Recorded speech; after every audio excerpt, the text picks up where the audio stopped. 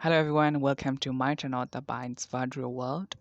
So I make the YouTube channel, especially because I want to share something, what I know or what I have done in the past and what I've been doing right now. And so yeah, and uh, and there will be a lot of videos about books and movies and beginner tutorial stuff because I'm not an expert at anything. So yeah, this is what you will find here. Today I make I make this video to read a story to you, and the headline is The Neighbours, which is very special to me because I just wrote this a couple of days ago and I want to share it with you.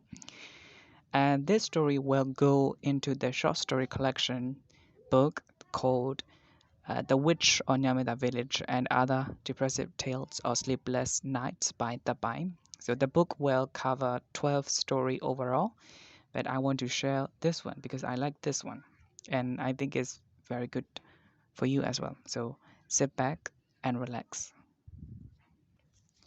The Neighbours. My neighbors are weird. I know it because I've been watching them all the time. They never seem to go out, not even to buy the groceries. They look quite normal outside, but I do know that there must be something dreadfully wrong with them. I started noticing their behaviors when I caught them for the first time lurking around my house a couple of weeks ago. Though I did not say any complaint about it, I had to remind myself to keep an eye on the new neighbors. They moved in next door at the end of July, which was a bit odd for house hunters. Usually they chose to move in or move out during the summer or the spring, but that did not bother me at all. After all, it was their money and they had every right to do whatever they liked. But what made me irritatingly anxious was that they were practically stalking on me and my house. Well, to tell you the truth, they were not the first creepy neighbors I had encountered in my life. In fact, all of my neighborhood behaved in peculiar way around my house, as if they had never seen a human before.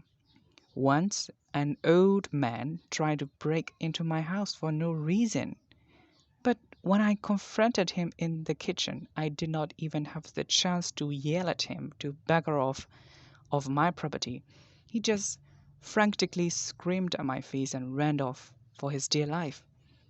I mean, did I face did my face change too much since I had not been under the sunlight too long? I actually found it quite unreasonable that all of them persistently attempted to ostracize me for no apparent reason.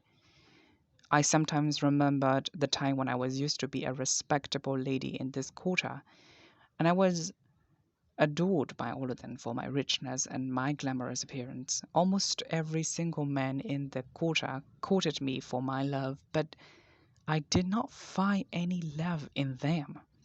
I only wanted to be alone, and I would rather be alone than being a housewife, raising the children, and doing all the house chores. It was such a tedious job for a woman to have, but what amazed me was that some women truly believed this was their destiny and faithfully used up their lives in the lonely kitchen instead of going into society. I was pretty lucky to have painted my life in my own unique way. I was not influenced by my parents or the peers with regard to living life, and I was grateful and I was greatly thankful for my parents for it. They made my life a haven, and everything I wished was to come true without exception. Perhaps that was why I grew old as a well off spinster all my life. Since my parents had passed away when I was only 25 years old, I inherited this house and I was always here while a handful of new neighbors were moving in and out of their houses, just like some hectic bees. I watched all the new neighbors coming in and the old ones out as the season went on. The only disturbing fact was that they all have one similar interest on the subject of my house, and their sole purpose was to annoy me, as it appeared. I thought of reporting to the local police for the concern, but something in my mind forbade me from doing that. Besides, I was not very much of a person who would gladly sneak on others' business for fun, though watching them from afar was another matter. It could only be counted as self-defense, if anything. Maybe I was too antisocial lately and people started to think of me as a crazy woman. I couldn't care less about that either. It was entirely their problem, not mine. Acknowledging the undeniable truth about my sinister neighbors, I could come up with the idea of keeping them away from the house. My plan was to let them know by their distressing behaviors, just as they did to me. I did not even understand why I despised to talk to them in person. I mean, would it not make me more comfortable if I just dropped by and told them openly that I loathed their deeds towards me? But I just did not feel like it. Since that idea had come to my mind, I began watching my neighbors intently and constantly. Yes, I never stopped watching them. I was by the window, gazing at them while they were running some errands, and they rarely looked at my window to check on me. Especially at nights, they peeked at my home with their curious eye. My instinct knew that they were planning something, but I simply could not guess what it is. Maybe they were nice people and I was being too cautious about the matter. I wonder why they did not come up and say hello to me. Was it because I looked horrendous and inapproachable? I used to surround myself with kitty cats. They were better than humans, really. They never judged or picked on me, and all they did was no more than asking for food, patting on the head, and pretty much was it. But they also were gone now, like forever. They disappeared ever since that night. It was that night that changed everything around me, including my neighbors, my life, and all of them. And only vague animations came to my imagination whenever I tried to reminisce that night. If if I recorded correctly, I was in the bed that night trying to fall asleep, but the heat of the night was keeping me up. Then I heard the slow yet rushing in his own speed footsteps from the living room. That would be nobody rather than my beloved kitty cats.